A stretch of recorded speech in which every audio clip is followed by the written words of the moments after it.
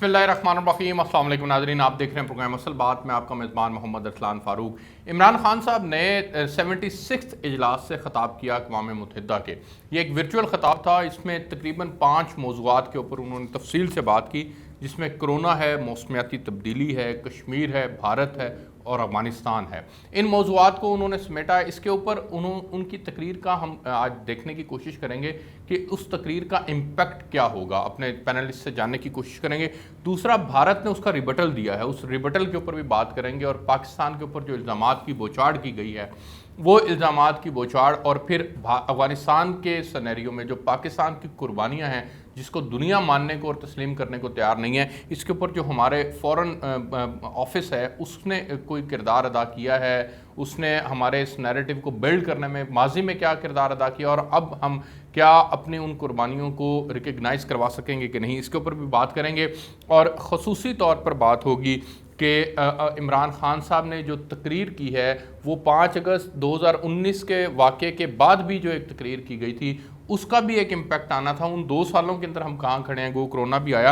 इस सारे सिनेरियो के ऊपर बात करने के लिए मेरे साथ जो मेहमान शख्सियात तशरीफ़ रखते हैं, मैं बहुत मशकूर हूँ मियाँ सैफुर्रहमान साहब का। आप सीनियर सहाफ़ी हैं, तज़कियाकार हैं। मियाँ साहब बहुत शुक्रिया प्रोग्राम के अंदर ज्वाइन करने के लिए। उनके साथ तशरीफ़ रखते हैं डॉक्टर हनान साहब, आप माहिर हैं बैनुल-अक़वामी अमूर के। डॉक्टर साहब आपका बहुत शुक्रिया प्रोग्राम में ज्वाइन करने के लिए। मुझे टेलीफोनिक लाइन पर ज्वाइन किया है ब्रिगेडियर रिटायर्ड फ़ारूक हमीद साहब ने, दिफाई तज़कियाकार हैं। ब्रिगेडियर साहब आपका बहुत शुक्रिया प्रोग्राम के अंदर ज्वाइन करने के लिए। मैं सबसे पहले मियाँ सैफुर्रहमान साहब आपसे आगाज़ करना चाहूँगा, और वज़ीर आज़म साहब की तकरीर के अंदर आप क्या समझते हैं कि तमाम टॉपिक्स को उन्होंने अच्छे तरीके से कवर किया, और उसका इम्पैक्ट क्या देखते हैं 5 अगस्त की तकरीर के बाद से लेकर 5 अगस्त 2019 के बाद जो तकरीर हुई थी उसका इम्पैक्ट, और आज की तकरीर का इम्पैक्ट आप क्या देखते हैं? हाँ, ये बिल्कुल आप सही कह रहे हैं कि वज़ीर आज़म की तकरीर में मुझे ये दिखाई दिया कि पहले भी वो तकरीर करते रहे। तकरीर का भी एक चूँकि थोड़ा सा वो समझते हैं कि बैनुल-अक़वामी फ़ोरम हो या कोई भी प्लेटफॉर्म हो, उसमें वो मुल्क के अंदरूनी हालात, अपने हालात और दीगर, वो चूँकि एंटी करप्शन एक मंत्रा के ऊपर तो वो बात करते ही रहते हैं, मनी लॉन्ड्रिंग पे, और वो जैसे अब उन्होंने एक फैक्टाई का भी जिक्र किया कि जी फाइनेंशियल वो जो है अकाउंटेबिलिटी, ट्रांसपेरेंसी एंड इंटेग्रिटी का जो पैनल है सेक्रेटरी जनरल ने बनाया, उसने पॉइंट आउट किया कि जी 7 खरब डॉलर जो हैं वो इस तरह इन सर्कुलेशन है और निकाल के ले जाते हैं, यहाँ से फनल आउट हो जाते हैं डेवलपिंग तरक्की पजीर ममालिक से।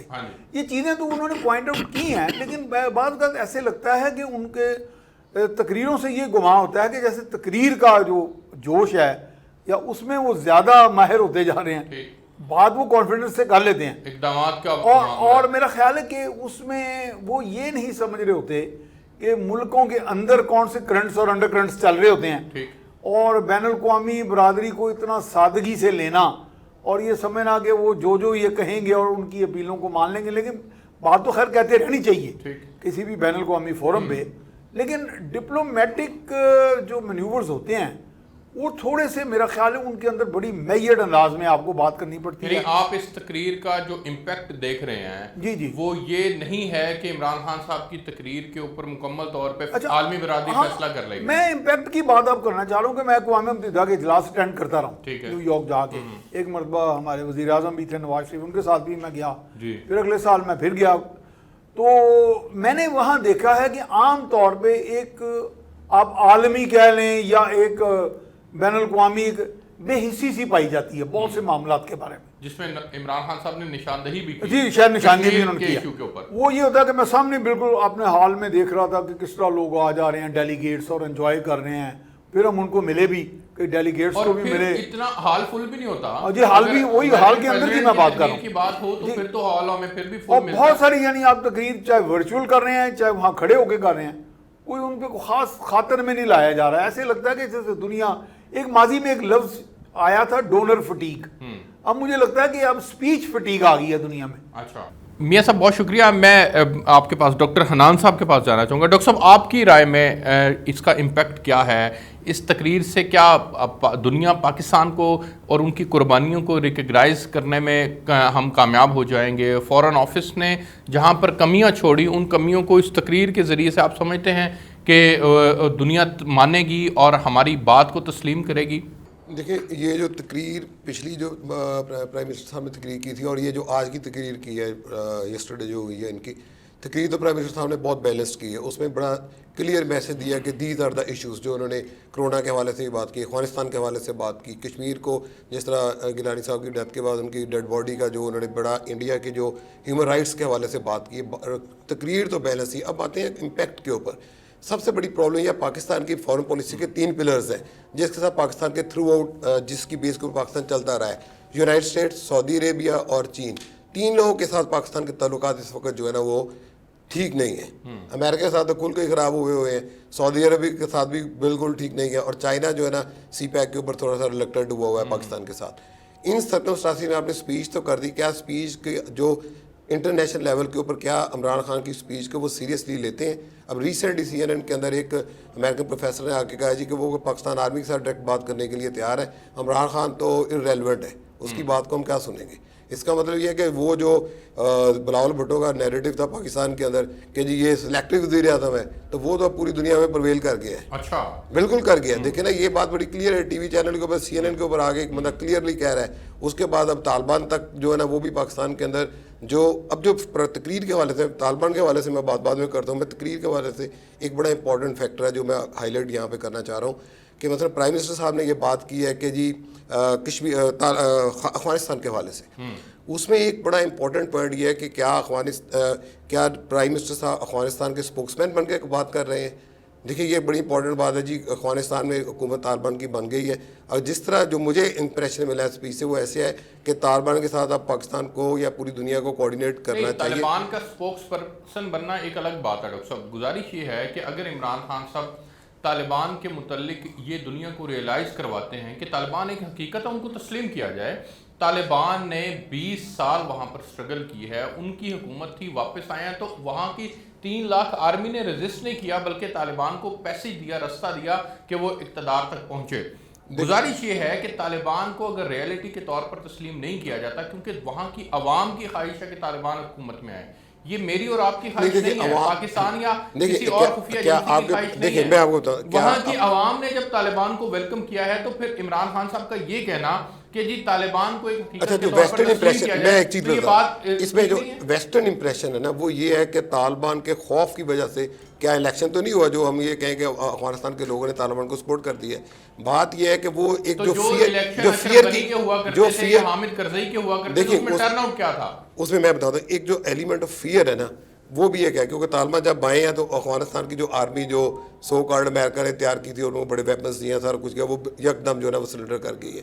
اور طالبان اب جو ایک پوائنٹ بہت امپورٹنٹ اسپیچ کے اندر وہ یہ ہے کہ تمام جو اسٹیک ہولڈرز ہیں اس میں ایون یونائٹڈ اسٹیٹس سب کو چاہیے کہ افغانستان کو فائنینشلی سپورٹ کرے، اس گورنمنٹ کو سلیکٹیولی جو ہے نا اس کو ریکگنائز کرے. ہاں اس سے یہ فائدہ ہوگا کہ طالبان کو ایک تو کنٹرول ملے گا وہاں پہ اور ان کی ڈپینڈنسی ویسٹرن ورلڈ کے اوپر بڑھے گی تو پھر وہ جو امریکہ چاہ رہا ہے کہ وومن رائٹس کا پروٹیکٹ کیا جا سکے، افغانستان کے اندر نیشن بلڈنگ ہو سکے، تو وہ ساری چیزیں طالبان اکیلے نہیں کر سکتے کیونکہ ان کے پاس ریسورسز نہیں ہے، نہ ہی ان کے پاس وہ تجربہ ہے. یہ عمران خان صاحب نے جو گزارشات کی ہیں دنیا کے سامنے، عالمی برادری کو کہا ہے کہ وہ طالبان کی مدد کریں، طالبان کو امداد دیں یا طالبان کو کم از کم ایکسیپٹ کریں اس سے لحاظ سے کہ طالبان ایک ریئلٹی ہے. مجھے ایک بریک پہ جانا ہے، میں بریک سے واپس آتا ہوں تو پھر بریگیڈیئر صاحب سے جو ہے وہ پوچھیں گے کہ وہ کیا سمجھتے ہیں اس تقریر کا کیا امپیکٹ ہے. اور جس تناظر میں ڈاکٹر صاحب بات کر رہے ہیں کہ دنیا اب عمران خان صاحب کے متعلق یہ سوچتی ہے یا کم از کم کچھ حلقے یہ سوچتے ہیں کہ جی خان صاحب جو ہیں وہ اتھارٹی نہیں ہیں، وہ خود سے چیزیں جو ہیں وہ ڈیسائیڈ نہیں کر پا رہے ہوتے، بلکہ اگر ہم اسٹیبلشمنٹ سے بات کریں تو وہ زیادہ مؤثر ہوتی ہے. اس کے اوپر ان کا کیا موقف ہے؟ ایک بریک لیتے ہیں، میں ساتھ رہے.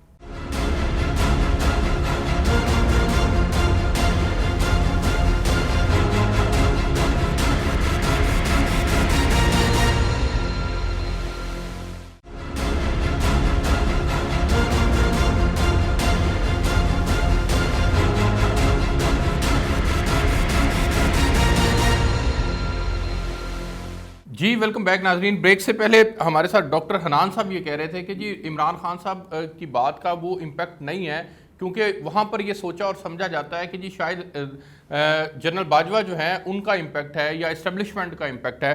بریگیڈ صاحب آپ اس بات کو کس طرح سے دیکھتے ہیں؟ اور عمران خان صاحب کی جو تقریر ہوئی ہے اقوام متحدہ میں، اس کا امپیکٹ آپ کیا دیکھتے ہیں سر؟ جی بسم اللہ الرحمن الرحیم، بہت شکریہ. پہلے آپ کے سوال کے جواب تو یہ ہے جو میں بڑی ایمانداری سے سمجھتا ہوں کہ اس وقت پہلی مرتبہ کتنے دہائیوں کے بعد ہمیں سول ملٹری اسٹیبلشمنٹ ایک پیج پہ نظر آ رہی ہے. They are on the same page. مطلب یہ ہے آپ اسی سے اندازہ لگا لیں کہ پچھلے چند ہفتوں میں کتنے مرتبہ عمران خان جو ہیں وہ آئی ایس آئی ہیڈ کوارٹر گئے ہیں بریفنگ کے لیے، جہاں پہ آرمی چیف اور اس پر 2 چیف منسٹر بھی آئے ہوئے تھے. جی ٹھیک ہے نا. اس کا مطلب یہ ہے کہ ہر چیز میں اور وہ چیئر کرتے ہیں میٹنگ. بائی دا وے یہ بھی آپ نے دیکھا ہی chairs the meeting as the prime minister obviously کیونکہ آئی ایس آئی تو ان کے انڈر کمانڈ ہے ڈائریکٹلی، اور ڈی آئی سے ڈائریکٹلی ان کو رپورٹ کرتے ہیں. واٹی کا ایک لنک ہے وہ تو الگ بات ہے. لیکن یہ ہے کہ ان کو ہر چیز پہ چاہے اکنامک سیکیورٹی ہو، فوڈ سیکیورٹی ہو، ٹیررزم کے حوالے سے بات ہو، افغانستان، ریجنل سیکیورٹی، انڈیا کے حوالے سے، مڈل ایسٹ، ان کو سارا بریف کیا جاتا ہے. اور وہاں پہ پھر مشاورت کے ساتھ فیصلے ہوتے ہیں کہ اب ہماری پوزیشن یہ ہوگی، ہمارا نیریٹو یہ ہوگا، ہمارے ایکشن یہ ہوں گے اوور آل ان پاکستان نیشنل سیکیورٹی انٹرسٹ. ٹھیک ہے نا جی. تو لہذا یہ میں نہیں کہوں گا کہ جی اسٹیبلشمنٹ ان کو ڈکٹیٹ کرتی ہے. I don't think so, that is not true. Imran Khan کا وہ ٹیمپرامنٹ ہی نہیں ہے، وہ ڈکٹیشن ہی لیتے ہیں کسی سے. ٹھیک ہے جی. یہ ڈاکٹر صاحب نے جو حوالہ دیا ہے وہ کہتے ہیں جی باہر کے تھنک ٹینکس یہ سوچتے ہیں اور وہ لکھتے ہیں اس بات کو.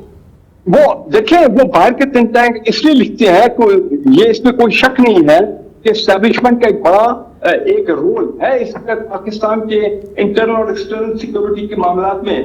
اور آپ نے یہ بھی دیکھا ہے کہ جو بھی باہر کا فورن منسٹر آتا ہے، یہاں لوکل جو ایمبیسڈر اسلام آباد میں ہیں یا باہر کے جو ڈگنیٹریز آتے ہیں، بڑے بڑے لوگ جو ہیں، وہ سارے پرائم منسٹر کو ملتے ہیں اور آرمی چیف کو بھی ملتے ہیں. اس لیے کہ وہ چاہتے ہیں کہ ان کا جو پوائنٹ آف ویو ہے یا ہمارا پوائنٹ آف ویو وہ دونوں کو سنیں اور دونوں کو سنائیں. باہر والے لوگ یہ بتائیے مختصراً کہ عمران خان صاحب نے جو تقریر کی ہے اس کا آپ کیا امپیکٹ دیکھتے ہیں؟ میاں سیف الرحمان صاحب کا ماننا یہ ہے کہ وہاں کا ماحول اور چیزیں ایسی ہوتی ہیں کہ کسی ملک کی کوئی نمائندہ کوئی تقریر کر رہا ہو، اس کا کوئی ایسے اس کو سیریس نہیں لیا جاتا، کوئی اس کا امپیکٹ نہیں ہے، کوئی عمل درآمد نہیں ہے. اگر ہم 5 اگست 2019 کے اقدامات کے بعد یو این کے اندر عمران خان صاحب کی تقریر دیکھیں تو بڑی اچھی اور جارحانہ تقریر تھی، لیکن اس کا امپیکٹ کوئی نہیں، عالمی برادری بھارت کو مجبور نہ کر سکی. تو اس تقریر کا کیا امپیکٹ ہوگا؟ یہ بات تو ویسے صحیح ہے جو اپنے میاں سیف الرحمان صاحب فرما رہے ہیں، انہوں نے بات صحیح کی ہے. چاہے ہم جتنے ڈوزیر بناتے رہیں، جتنی بریفنگز کرتے رہیں ایمبیسڈرز کو، جتنے Imran Khan United nation general assembly میں دھویں دار تقریریں کرتے رہیں، اچھی بات ہے کہ کم از کم ماضی کے مقابلے میں ایک ایسا پرائم منسٹر ہے جو کہ پاکستان کا جو national security point of view ہے، ہمارے جو اسٹیٹ نیریٹو ہے، ہمارے جو خدشات ہیں انڈیا کے حوالے سے، اور پھر جس طرح افغانستان کو اسٹیبلائز کرنا ہے، دنیا کا اس میں رول کیا ہونا چاہیے کم از اور خاص کر انڈین آکوپائڈ کشمیر کے حوالے سے. تو وہ اگر یہ باتیں بار بار کرنے تو لوگوں کو ذہن نشین تو ہو رہی ہے. لیکن کیونکہ ان تمام انٹرنیشنل فورسز جس میں یونائٹڈ نیشن بھی ہے، سیکیورٹی کونسل، امریکہ، برطانیہ، فرانس، اور یہ تمام لوگ جو ہیں جن کو میں کہتا ہوں بدماش گروپ جو ہے، وہ کبھی بھی بھارت کے خلاف، مودی کے خلاف، انڈیا کے خلاف کبھی وہ کوئی جنگی جرائم، وار کرائمز یا کرائمز اگینسٹ ہیومینٹی اور ان کی بربریت ہے اس کے خلاف کبھی کارروائی نہیں کریں گے. بالکل ٹھیک نہیں کریں گے. میرے ساتھ ہی رہے گا. میاں سیف الرحمان صاحب، ڈاکٹر صاحب کہہ رہے ہیں کہ جی عمران خان صاحب ایسے محسوس ہو رہا تھا جیسے طالبان کے اسپوکس پرسن ہیں. آپ کا اس پہ کیا موقف ہے؟ عمران خان صاحب اگر طالبان کی حمایت کرنے کی دنیا سے اپیل کر رہے ہیں تو اس کا یہ مطلب لیا جائے کہ ہم ان کے اسپوکس پرسن؟ نہیں، یہ ضروری نہیں ہے کہ کسی چیز کا آپ کی اسٹیٹڈ پوزیشن سے یا آپ کے ایک بیان سے کو مطلب ڈرا کیا جائے. آپ نے جب کوئی بندہ اسٹیٹمنٹ دیتا ہے تو آپ اس کو دیکھتے ہیں کہ اس کا ٹریک ریکارڈ کیا رہا ہے، کہ ماضی میں یا ماضی قریب میں یا ماضی بعید میں یہ کیا سوچ رکھتے رہے ہیں.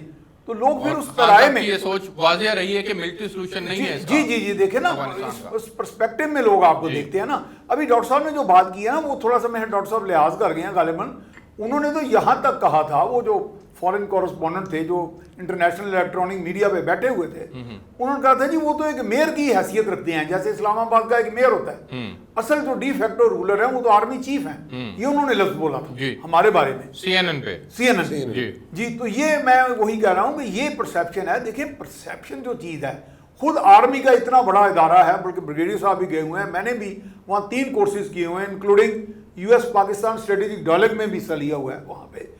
اس کے اندر وہ کہتے ہیں سینگ بیونڈ پرسیپشنز, یعنی ان کا مشن سٹیٹمنٹ یہ ہے. تو پرسیپشنز میں تو دنیا میں جنگیں ہو جاتی ہیں, تو باہر کے ممالک میں واقعی یہ پرسیپشن ہے کہ یہاں پہ طالبان کو سپورٹ کیا گیا, طالبان کو یہاں پہ سیف ہیونز دیے گئے. وہ بولے ہمارے یہ کوئی ضروری نہیں ہے یہ کوئی سپانسر کیا ہوتا عمران خان کے پاس تو پاور بھی نہیں تھی ماضی میں. ہمارے کچھ ٹرائبل ایریاز کے اندر کوئی ایسے لوگ تھے جو منہ زور تھے اپنے طور پہ, ان کو اسٹیٹ نے ایزی لیا, اسٹیٹ ان کو اپنے سسٹم کے اندر انٹیگریٹ نہ کر سکا.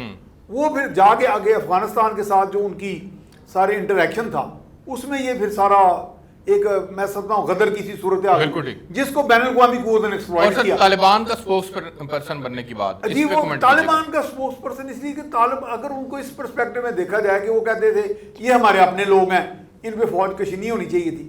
اس میں میں نے ایک کالم بھی لکھا تھا کہ میں نے کہا دیکھیں وزیر اعظم ایک طرف تو کہتے ہیں جی پاکستان کی جو اسٹیبلشمنٹ ہے وہ میرے ساتھ ہے, ساتھ ہی وہ کہتے ہیں ساری شہادتوں کی نفی کر دیتے ہیں یہ کہہ کے کہ یہ آپریشن راجگال, آپریشن خیبر, آپریشن رد الفساد, آپریشن ضرب عظم, یہ سب بیکار تھے, یہ اپنے لوگوں کے خلاف تھے.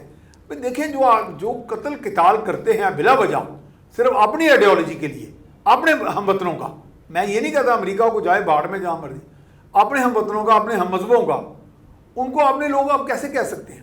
تو پھر اس تناظر میں تو وہ کہیں گے نا جی کہ آپ کی آئیڈیالوجی کنفیوز ہے, آپ کبھی کچھ کہتے ہیں, اس کا مطلب مجھے آگے بڑھنے دیں. میں ڈاکٹر صاحب آپ کے پاس جانا چاہوں گا, ایڈ کرنا چاہ رہا ہوں. دیکھیں اس میں اگر پاکستان نے فار ایگزامپل یہ جو آپ کی پرائم منسٹر صاحب کی جو اسپیچ ہوئی ہے, اسپیچ جو انہوں نے کی ہے اسپیشلی افغانستان کے حوالے سے اور کشمیر کے ایشو کو جس طرح ہائی لائٹ کیا, اس کا ایک بڑا امپورٹنٹ پوائنٹ ہے وہ یہ ہے کہ کیا ہم نے پہلے ڈپلومیٹیکلی وہ گراؤنڈ ہموار کی ہے جس کے اوپر یہ اسپیچ ہوئی ہے, ہم نے وہ ڈپلومیٹیکلی ہمیں سپورٹ ہی کوئی نہیں ہے. اگر پرائم منسٹر صاحب یہ کہتے جی افغانستان کی حکومت کو اسٹرینتھن کیا جائے تاکہ افغانستان کے اندر اس طرح کا ایشوز نہ ہو, کیا پاکستان کی گورنمنٹ کی پاکستان کے فارن آفس لیول تک کام کیا انہوں نے؟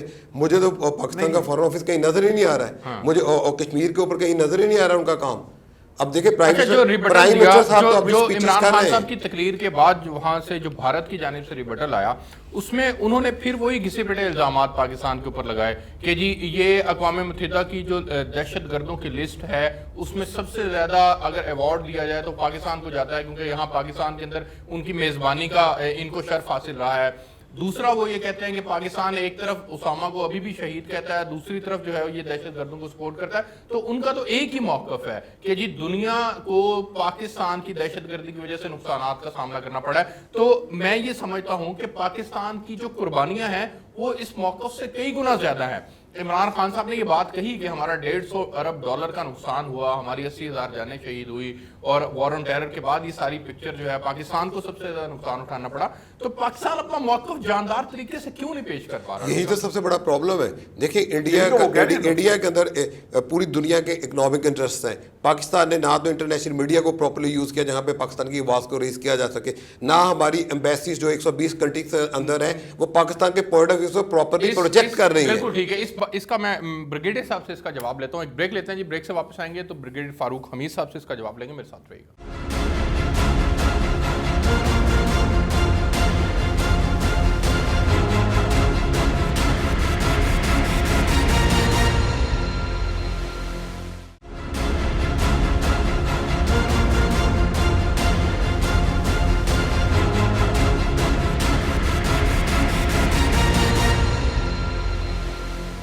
جی ویلکم بیک ناظرین. بریگیڈیئر فاروق حمید صاحب, سر پاکستان کو ہمیشہ سے دہشت گرد کہا جاتا ہے اور بھارت نے پھر کہہ دیا عمران خان صاحب کی تقریر کے بعد. آپ کیا سمجھتے ہیں کہ ہم اپنی قربانیوں کو, اپنے کردار کو اس طرح سے ابھی تک ثابت کیوں نہیں کر سکے؟ کیا اس میں ہمارے فورن آفس کی ناکامی سمجھتے ہیں آپ؟ نہیں دیکھیں, پچھلے 3 سال میں ایک بالکل واضح چینج تو آیا ہے. اب پاکستان کو بالکل جس طرح پہلے ایک زمانے میں کہا جاتا تھا کہ سینٹر آف ٹیررزم ہے, ایک زمانے میں انڈیا بھی بہت زیادہ صبح شام یہ راگ الاتا تھا, ان کا ایک منظر تھا, اور ویسٹرن پاور بھی اس کو پرسو کرتی تھی پاکستان پہ پریشر ڈالنے کے لیے. لیکن اب میرا خیال وہ چیز نہیں رہی ہے, خاص کر عمران خان آنے کے بعد. اس طرح یہ لوگوں سے انٹرنیشنل لیول پہ ملاقاتیں کرتے ہیں, باہر جاتے ہیں, یونائٹڈ نیشن جنرل اسمبلی کے اجلاس وغیرہ, یہ ہیڈ آف اسٹیٹ کے ساتھ ان کی جتنی ملاقاتیں ہوتی ہیں تو اب وہ چیز نہیں ہے. اب جس طرف انڈیا کا ایک وہ اس کو کہتے ہیں نا نیریٹو ہے جو کہ لوگ اس کو سیریسلی نہیں لیتے ہیں, بلکہ اب اس کو معاملہ جو ہے وہ الٹا. اس کی دوسری بات یہ کہ پاکستان میں نیشنل ایکشن پلان کے تحت 65-70 جو ہے وہ پرسکرائبڈ آرگنائزیشن ہیں ان کو بین کر دی گیا ہے, اکاؤنٹ فریز ہو گئے, پراپرٹیز ان کی ختم ہو گئے. مطلب یہ جو پاکستان نے اقدامات اٹھائے ہیں, فائنینشیل ایکشن ٹاسک فورس کے کہنے کے اوپر بھی ہم نے اقدامات اٹھائے ہیں. ایف اے ٹی ایس کے اندر ہم نے کتنے ان کے کنڈیشن جو ہے دہشت گردی کے حوالے سے اس کو ختم کیا ہے, تو لہٰذا اب وہ انٹرنیشنل لیول پہ اس نیریٹو میں کوئی جان نہیں ہے. اچھا برگیڈیئر صاحب, ایک احسن اقبال صاحب نے ایک ٹویٹ کیا, وہ ٹویٹ میں آپ کے سامنے رکھتا ہوں. اس میں انہوں نے موقف اپنایا کہ جی کچھ اہل علم سے سوال ہے کہ خان صاحب اقوام متحدہ کیوں نہیں جا رہے, کیا اس کی ایک وجہ یہ ہے کہ جو بائیڈن صاحب کی جو فون کال نہیں آئی اس میں ان سے ملاقات طے نہیں تھی, کیا یہ معاملہ تھا, اس وجہ سے عمران خان صاحب وہاں نہیں گئے اور ورچوئل اجلاس کے اوپر ہی انہوں نے فوکس کیا؟ آپ کیا سمجھتے ہیں, کیا خان صاحب کو نہیں جانا چاہیے تھا, اور جو بائیڈن سے ملاقات یا تعلقات استوار کرنے میں پاکستان اب تک پیچھے کیوں ہے؟ دیکھیں پہلی بات تو یہ بات تو صحیح ہے, اگر عمران خان وہاں پہ ٹپکلی جاتے ہیں اور پرائم منسٹر مودی بھی وہاں پہ آئے ہیں اور تمام یو ایس گورنمنٹ جو ہے وہ بائیڈن اور یہ سارے لوگ وہ پرائم منسٹر مودی کو ملاقات کرتے ہیں, ان سے ملتے ہیں, جس طرح کہ اب خبریں آ رہی ہیں, اور عمران خان صاحب کو مثال کے طور پر وہ بالکل لفٹ نہیں کراتے ہیں, تو ظاہر بات ہے پھر ایک بڑا ایک ڈیموکریٹک شخص ہے تو خود اس کو محسوس کیا جائے گا.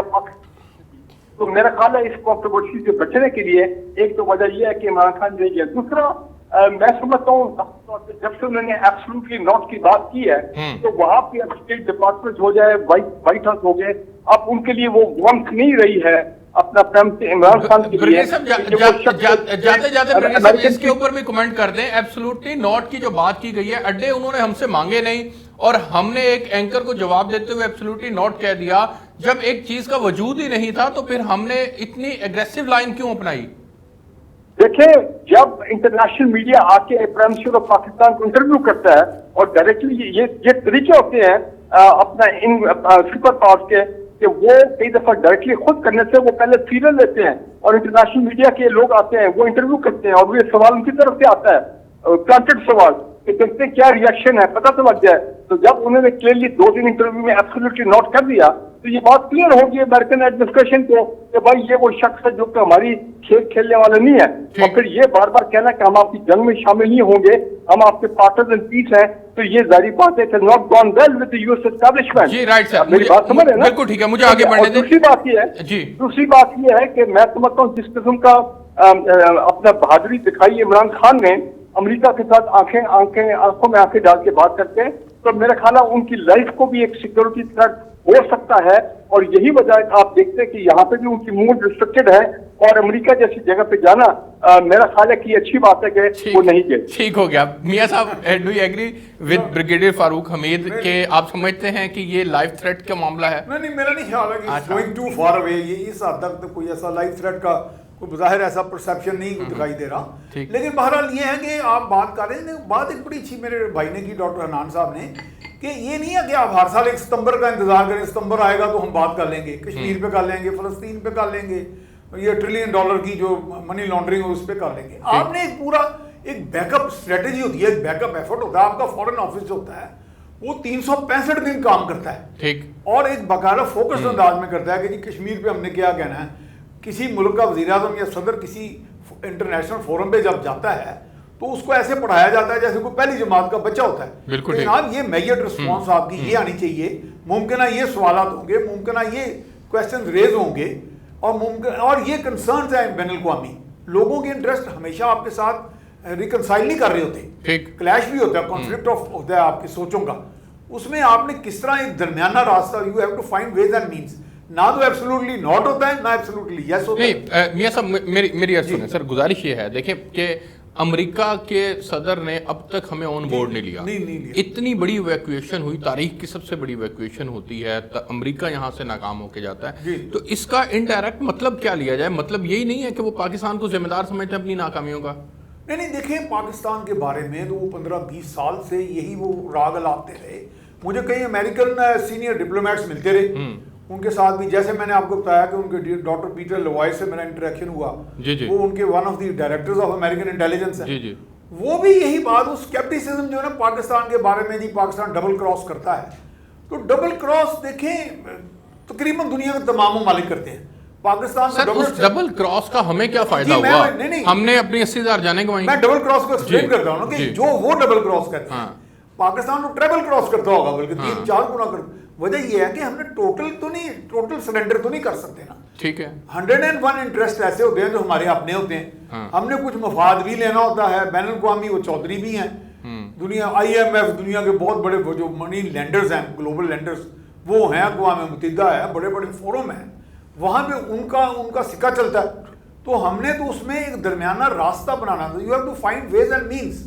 آپ یہ نہیں, کیا پاکستان وہ ویز اینڈ مینس بنانے میں بھی کامیاب ہوا؟ فائنڈ کیے ہی نہیں نا جی, یہی تو وہی کام ہوا ہی نہیں. جی, وہ بھارت کے ساتھ نیوکلیر ڈیل کرتے ہیں, دکھائیں بھی اور کام بھی لے لیں. ہم ایک ہی پرسیپشن بلڈ کر رہے ہیں کہ جناب بس ہم بہت طاقتور ہیں, ہم بڑے خود اعتماد ہیں اور ہمیں دنیا میں نہیں, ہم افغانستان کے لیے مدد مانگ رہے ہیں, اپنے لیے ہم اپنی کوئی نہیں.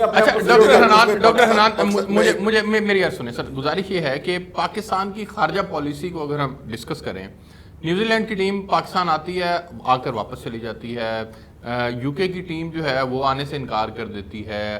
اگر ہم کشمیر کے اوپر بات کریں تو ہم اپنے موقف کے مطابق دنیا کو اس طرح سے اپنی بات منوا نہیں سکے. طالبان کے معاملے کے اندر دنیا ہمیں ذمہ دار سمجھتی ہے. اس ساری پکچر کو اگر ہم دیکھیں تو ہمارا جو فورن آفس ہے وہ کیا اس طرح سے ایکٹیولی کام نہیں کر پا رہا, یا ہم اکنامکلی اتنا ڈیزاسٹر کا شکار ہیں, ہمیں بار بار ان کے پاس جا کے بھیک مانگنی پڑتی ہے, اس وجہ سے دنیا ہماری بات ماننے کو تیار نہیں ہے؟ دیکھیں یہ دونوں ہی فیکٹرز ہیں. دیکھیں سب سے پہلے تو ایک ہماری اسٹریٹجک لیول کے اوپر لانگ ٹرم پالیسی نہیں ہے, ہم شارٹ ٹرم پالیسیز کے اوپر چلتے ہیں اور سچویشن بیسڈ ہم ڈیسیژنز لے رہے ہیں.